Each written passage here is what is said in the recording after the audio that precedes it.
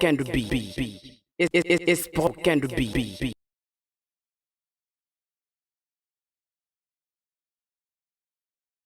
Chasser bandina qui tambo pe bandina qui yango wana eloko mo intéressé ngai qui tambo na Kinshasa.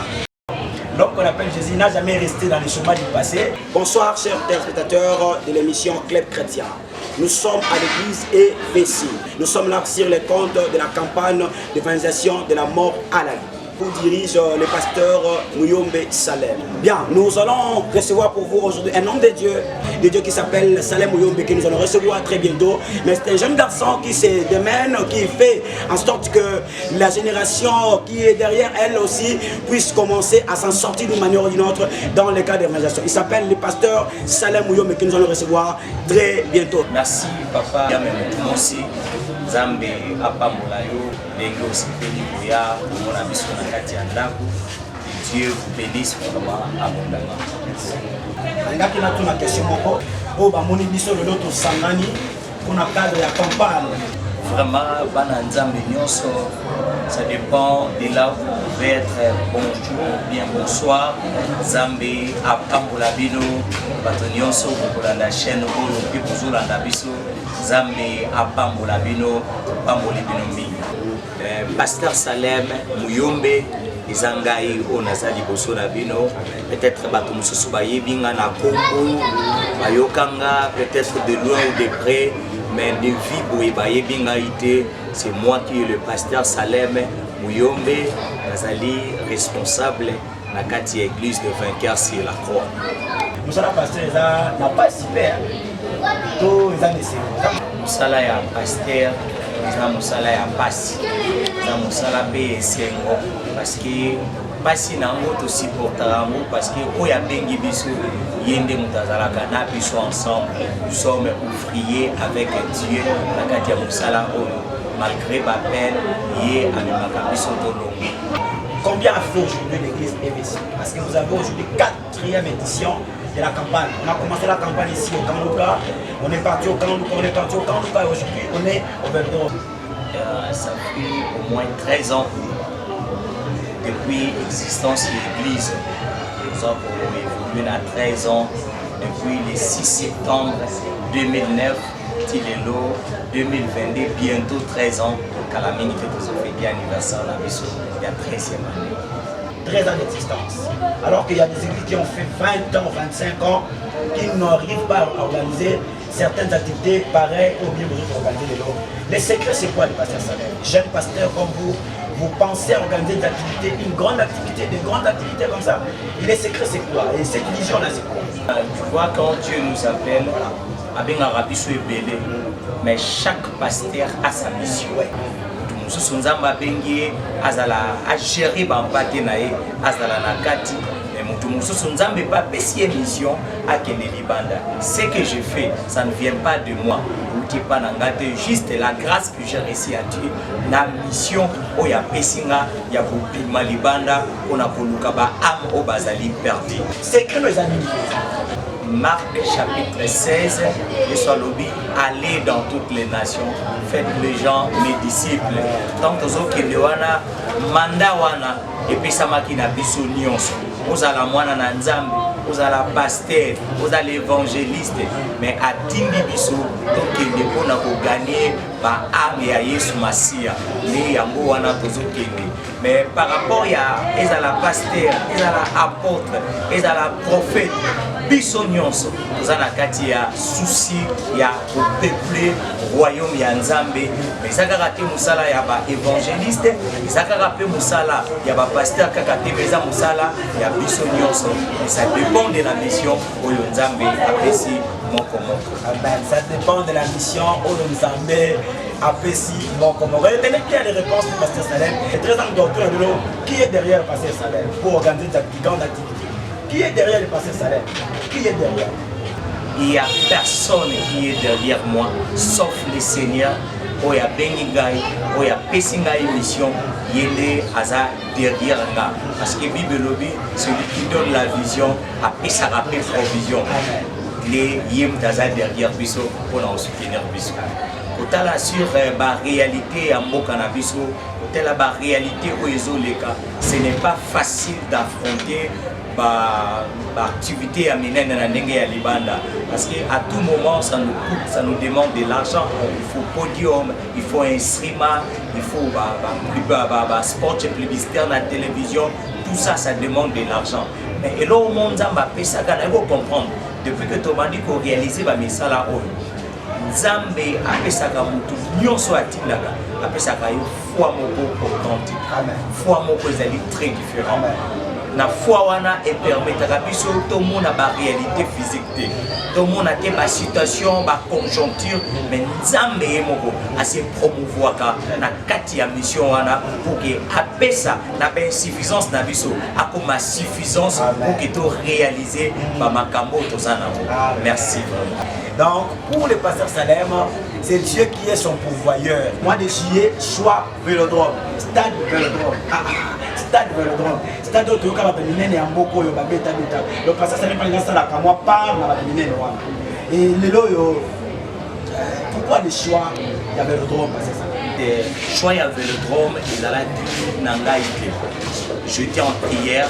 Pendant que je priais, le Seigneur m'a dit que Vélodrome 2022. Tant que m'a dit que Vélodrome 2022, même Ngai Moko, il est la Kinga. Isaki Mounene Ponanga, je priais à Dieu, à tout Nzambe.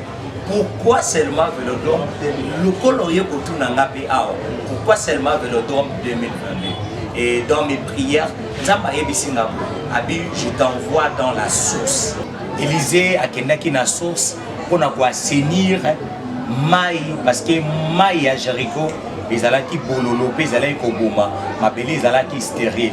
Les temps ba ébissé séjour ils a malam, mais Maï ils a mabé, et ma belle les a stérile, mais Élisée a singaki mungwa nasani pour akenaki na source pour assainir Maï.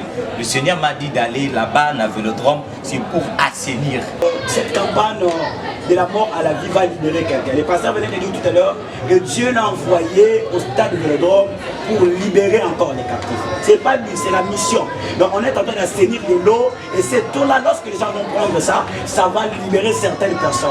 Donc quand vous venez, quand de la mort à la vie, bien aimé, je crois que les morts seront ressuscités, et je crois que les malades seront guéris, et je crois que les chômeurs vont commencer à travailler, les faibles deviendront forts, et ceux qui disent que Ngaï Bakanganga, ils seront libérés par le nom de Jésus. L'homme qu'on appelle Jésus. Vous avez bien compris tout à l'heure à Otoloba que stade Vélodrome, ils allaient choix en Nzambe. Donc, mais ce que nous avons connu, c'est que ça là, et deuxièmement, il y a une question qu'on a bilo. Pourquoi Aponika a tempo l'homme qu'on appelle Jésus? Pourquoi l'homme qu'on appelle Jésus? Pourtant un peu ma réalité Zoleka, comme si que Batubazo mon aïe soit ça la ressuscité. Batubazo mon a comme si que Yesu a pema a nous mis donc à Christ que nous prêchons. Yesu tozotea asana bomo.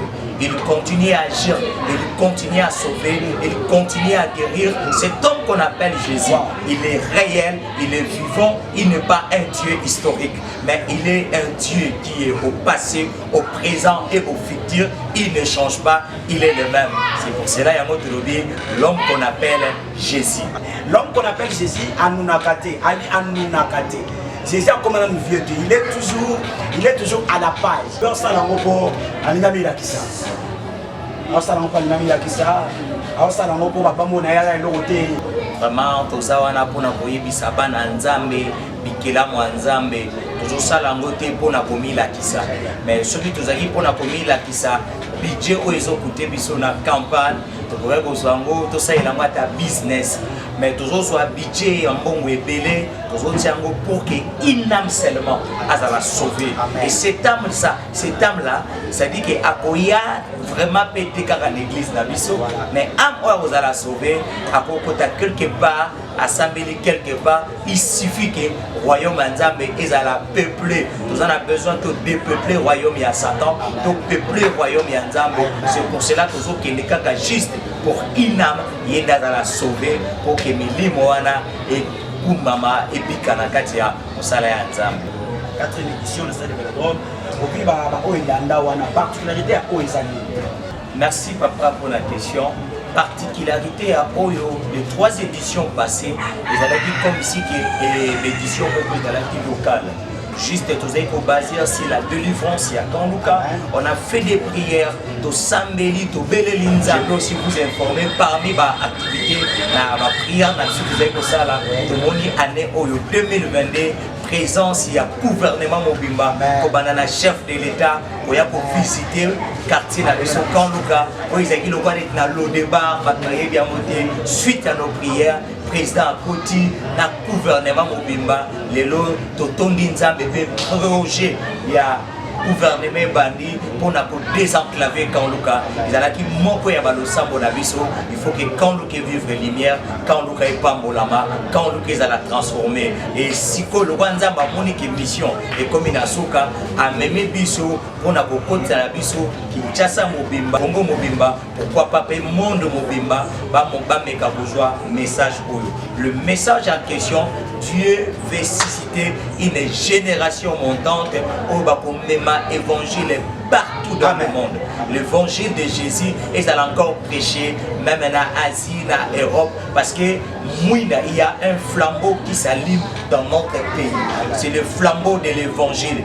Nzambazo télémisa génération Yassika, génération puissante, génération bakoyana liloba Nzambe, pana bango corruption zalate, mafia zalate, Nzambe a utilisé bango. Ils vont encore apporter l'évangile authentique pour le réveil authentique na temps de la fin. Yango etindi biso tokende. Na bosene koyebisa yo pourquoi Kitambo est la source ya Kinshasa. Première commune ya ville à Kinshasa eza Kitambo. Nzambe tanga linga créer réveil à Sika, réveil authentique pour la temps de la fin. Abi, vous n'allez pas aller partout, mais bozo bandaka kana Kitambo ezali source. Première commune Kinshasa bandi na ki Kitambo pe bandi na ki yango wana nzamba tindi biso pour que évangile ya Yesu Masia ete ya malisusu lolenge batata na biso bateaki yango wana bigna. C'était Kitambo na Kinshasa. Nous sommes contents que vous soyez très nombreux à nous suivre, bien-aimés dans le Seigneur. Vous qui prenez l'occasion, vous allez recevoir l'occasion de nous suivre de partout. C'est William Moutoumou TV. Activité, il y a les 10 juillet. Activité Zali, les 10 juillet, na stade Vélodrome, à partir de 14h. 14h30, à 14h juste, déjà, Makambo Bandi, na Vélodrome, vraiment, Yesu Azali au rendez-vous. Et je profite aussi, il y a pour inviter Bato Nyonso et Place Nyonso pour Kolanda Biso, partout dans le monde, na Kinshasa, na Libanda, na Brazzaville, partout en Europe, en Amérique, tous en activité le 10 juillet 2022, na stade Vélodrome, à partir il y a 14h juste, vraiment Olanda Biso Kuna, Zambé, Apoko Mama, au Sambela Pona Biso, nous en avons besoin de soutien moral, soutien financier, soutien physique, nous en avons besoin de prière Nabino parce que nous salawana et Zamounene, vraiment de Singi Nabino, de inviter Bino. Mais nous avons pas sa contribution, nous avons Sungaye, nous avons un numéro ni père au sein de na bandeko nyonso bazolanda biso musika o bazana besoin basimba mi molimo santo asimbi bango pona ko soutenir ko tchalo boko na activité oyo. Là je peux vous donner mon numéro privé on a salelaka les alliés juste plus 243 82 28 77 120. Je vais reprendre pour la bonne édition. Plus 243 82 28 77 120. Vraiment, les numéros na biso so contacter biso na WhatsApp, tous disponible ya ko répondre na ba question nyonso et na ba besoin nyonso au besoin Zambé alola. Chers téléspectateurs, merci.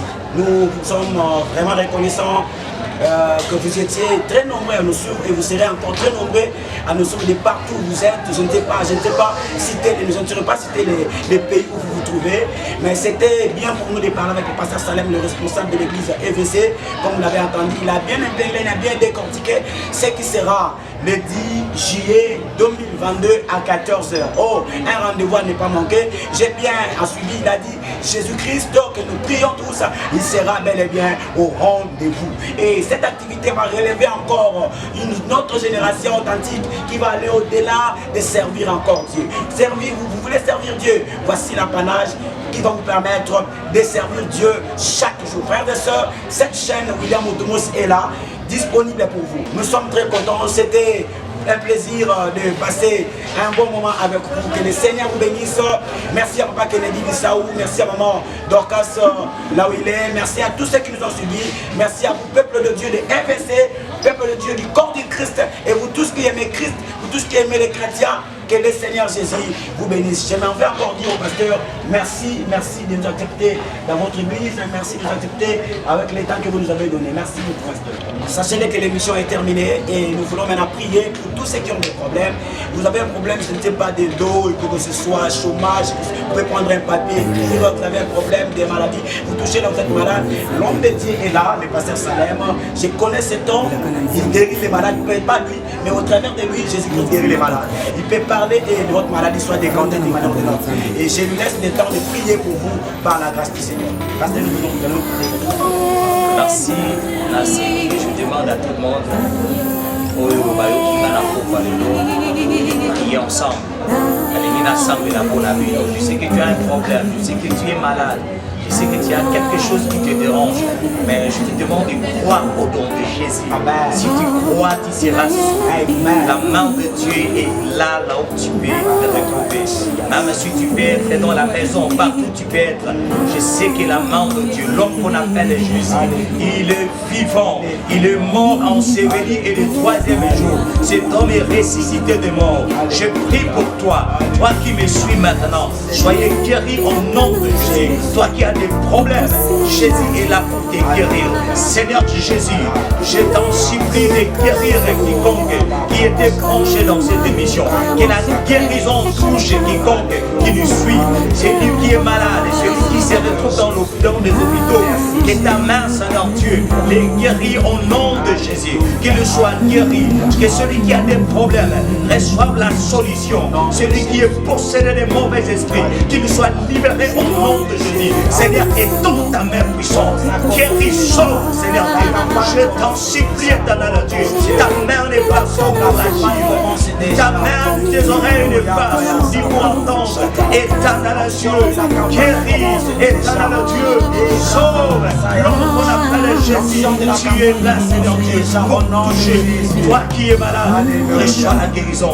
Toi qui as des problèmes, reçois la paix. Au nom de Jésus, que la paix du Seigneur vous accompagne par cette au nom de Jésus. Nous avons ici prié, nous disons Amen. Que Dieu vous bénisse. Bye. Merci. Shadrach, Meshach, Abednego, Katina Moto, Danele, Naliburo Bankosi.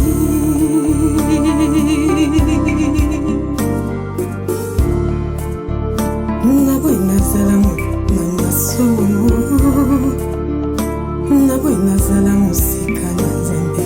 Musika na yo Nzambe pasi. Nabuina salamu, Puna. Kolera.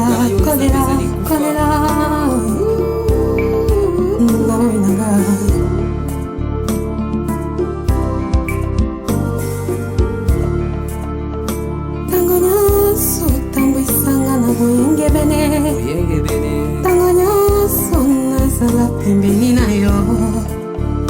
Tango nyoso, tango isanga na boyenge bene. Yesu, tango nyoso, nazala pembeni na yo. Yesu yo, Yesu yo, Yesu yo, Yesu yo, yo, Yesu yo, Yesu yo, Yesu yo, ya. Pona yo moto ozali na kolela, yo moto ozali na pasi. Nani oyo akoko salisa yo ozangi ata mutu moko te ndeko na ngai. Me na yebi Nzambe oyo afongola Paul na Silas na boloko akosalisa yo. Sambela na ngai longo loba Yesu nakobongisa kondima na ngai te epai na yo. Loba Yesu nakusani liboso na yo. Naza na posa osala na kati na ngai. Naza na posa oya kosalisa ngai. Loba yaka osalisa ngai. Kolemba te ndeko molingami, kobongisa kondima te. Yesu aza na bomoi. Haleluya.